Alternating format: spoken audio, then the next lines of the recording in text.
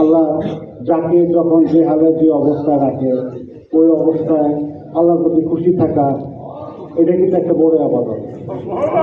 এক্ষেত্রে আমাদের মন মতো না হইলে আমরা মন খারাপ করি, মন খারাপ কিন্তু করা যাবে না।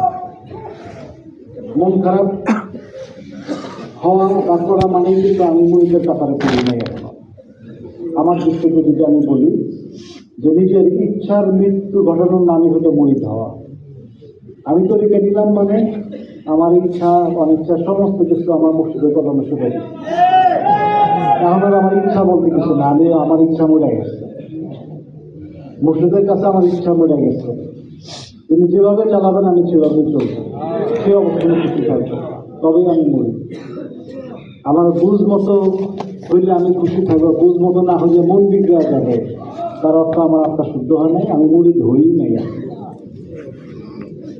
স্কুলে ভর্তি হয়েছি, লেখাপড়া করি না, বিদ্যান হই নাই, বিষয়টাই এরকম।